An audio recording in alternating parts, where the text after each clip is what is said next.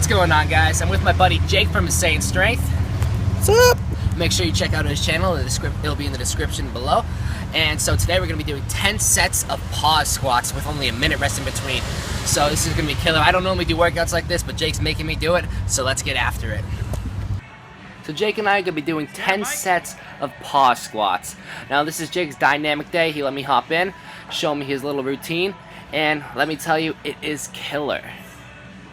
I'm actually used to the high volume of 10 sets, but the rep range was definitely different from my nervous system because I actually work up to a 1 rep max on the day 1 of my program, which is called Ultimate Prime, which will be released later in the summer. But on that day, I do 10 sets, starting at 60%, working up to 100%, trying to hit a PR, and then going all the way back down to 50%. 6 reps to 3 reps, then I do singles, and then I go back down after all those singles to 3 to 6 to 10. Now when I'm doing 9 sets of 2 reps, and then ending with 1 set of 1 rep, it's definitely different than what I'm used to. So I guess my nervous system wasn't necessarily ready for this, so it's definitely a killer workout, but I busted through it. Jake, he motivated me the entire time, and we went up to that 365 pounds for that 10th set. It went up, it felt good, and I was definitely feeling this workout the next day. Pause squats are a great exercise as an accessory to your regular squat.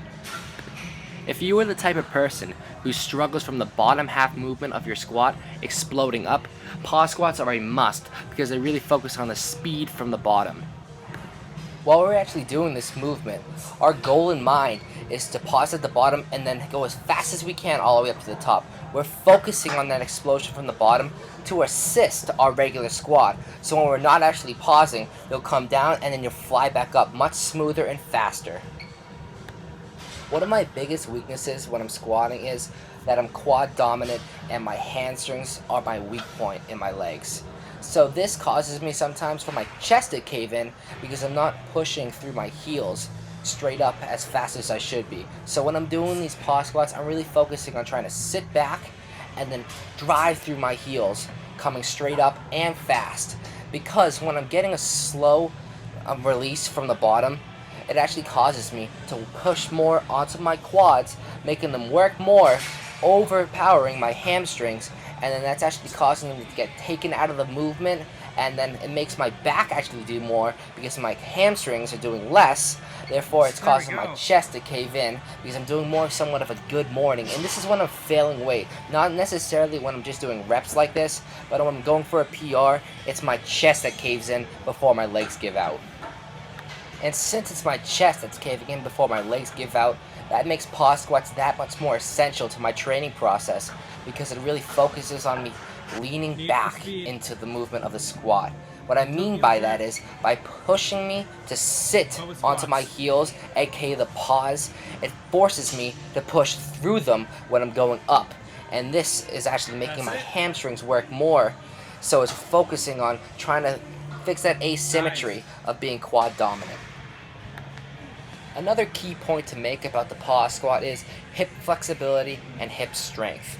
Now when you're pausing at the bottom, it activates your hips to be much more engaged. So when you're coming up, you're pushing your knees out, and this is also going to work on your hip flexibility since you're resting on them, and your hip power being able to push through up to the top. So your explosion from the bottom is a lot of hip work. So the more flexible your hips are, the more able you are to push your knees out, and the stronger your hips are, the faster you're able to push from the bottom. Now as you watch Jake and I squat, you'll notice that we both go low bar, but have different form. Jake, he likes his form much tighter, his hands are closer together, and his feet are closer together. When I'm going low bar, I put my hands really wide, and as well as my stance, my feet are placed very wide.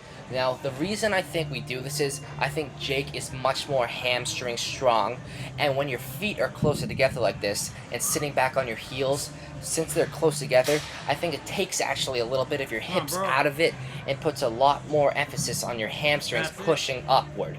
Now, when I'm going really wide, it really forces my hips to do a lot of extra work, and I think it's actually negating a little bit of the hamstring work, because my hips are getting that much more of a workout. But That's also a difference in preference because he loves using his hamstring. He has some great hamstring exercises. Like I said earlier, my hamstrings are my weak point, so the wider I am, I can actually somewhat take them a little bit less out of the motion, and this is focusing on my hip strength. And then when I'm going up, it makes me use my hamstrings. Of course, this is a synergistic muscle in the movement, but it also allows me to use a lot more quads because my hips are getting me from the bottom up. So as I get my hamstrings stronger, it will help take away that extra work from my hips, increasing my whole squat in total. Come on, Mike.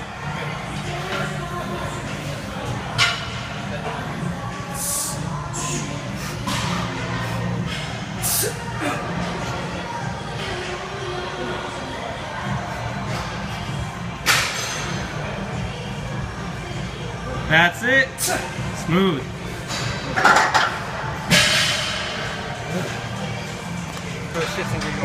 Alright. This one's new. I'm not a wuss, I swear.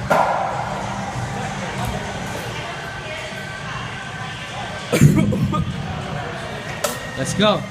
Woo!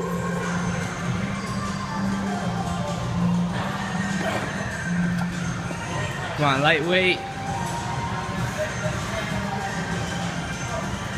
Oh, that's fast.